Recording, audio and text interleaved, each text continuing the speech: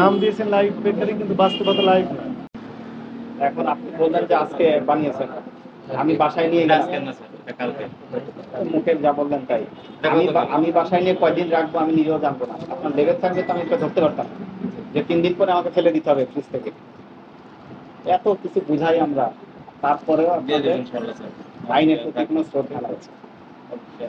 আইনের প্রতি শ্রদ্ধা না থাকলে কিভাবে? তাহলে আমাদেরকে কেন বারবার বলতে হবে? দিয়ে দিব, এখন দিয়ে দিব। বন্ধ করে দিব আমরা প্রতিষ্ঠান? না স্যার। এমনি তো অবৈধভাবে করছেন, লাইসেন্স নাই তো। লাইসেন্স করেন না। লাইসেন্স করেছেন একটা, ব্যবসা করছেন 2 জায়গায়। না, এটা তো মাত্র 8 তারিখ স্যার। আবেদন তো এটা আমরা জানেন অফিসিয়ালি অনেক সময় লাগে। প্রসেসের ডেট আচ্ছা, আছে। আবেদনটা তো করতে হবে আপনার।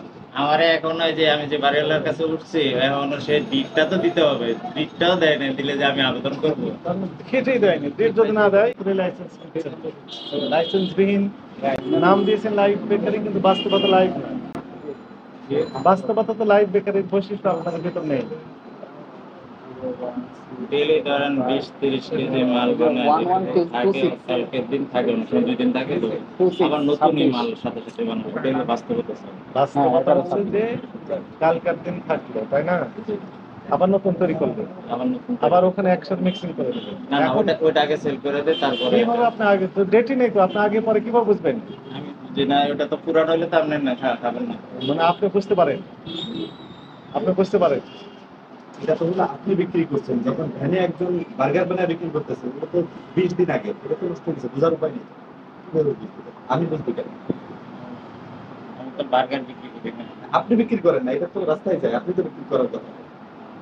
এই আপনার এখানে একটারও নাই, এই সেলফে যা আছে কোথাও নেই ওগুলো। এই যে আপনারই বানানো না অন্য কারো বানানো, কারো বোঝার না, এটা আমার না, এটা বাইরের থেকে। কনফেকশনারি যে অন্যান্য মাল বাইরের থেকে আসে। এটা তো দেখলাম, কিন্তু আপনার জিনিসের তো আপনার নাম ঠিকানা কিছুই নেই। এই আছে, দেওয়া নেই, মূল্য দেওয়া নেই। আছে, আমার যে সব কিছু বিস্কিট আমরা এখানে বানাইছি।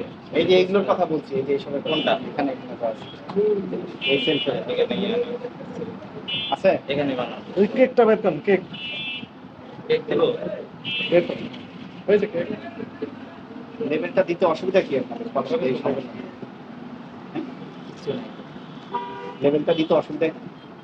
অসুবিধা লেবেল কিছু দিলে নেই। অসুবিধা হচ্ছে যে মাত্র 3 দিন পরে যে বিক্রি করা যায় লেবেল ছাড়া। না, না, স্যার, আর এটা লেবেল না। দিলে তো আর বিক্রি করা যাবে না, মেয়াদি হয়ে গেলে। দিবে, আমি টাকা দিচ্ছি না, ওই উনি সময় পাচ্ছে না, এখানে থাকে না বাড়ি, থাকে হলো একটু দূরে, বলছে যে আমি টিকটক দিয়ে দেবো, দিলে আমি আবেদন করবো এখানে। ওই ট্রেড লাইসেন্স নিয়ে আনা, তারপরে আমি গেস্ট। এগুলো আগে করেন, তারপরে আইন তো আসলে আমরা মানি না কেউ। যদি মানতাম তাহলে আপনি শুরুই করতে পারতেন না।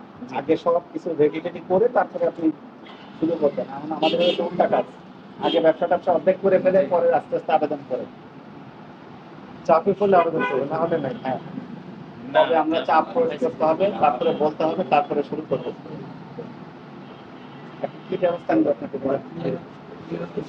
আইন আছে 1 বছরের কারাদণ্ড, 1 লাখ টাকা জরিমানা। যেটা স্যার ওটা করেন, আমি আইন মেনে আমাদের চলতে চাই। সহজ ছিল যে কিছুই করবো না, দেখে চলে যাবো, ওকে আছে। কিন্তু তারপর সেই সুযোগ রাখলেন না। একে তো লাইসেন্স ছাড়া করছেন, তারপরে যাবতীয় জিনিসের কোনো নিয়ে আসতে কিছু নেই। কারণ আমরা জরিমানা করার পরেও কি আপনি মানবেন, তার বা গ্যারান্টি?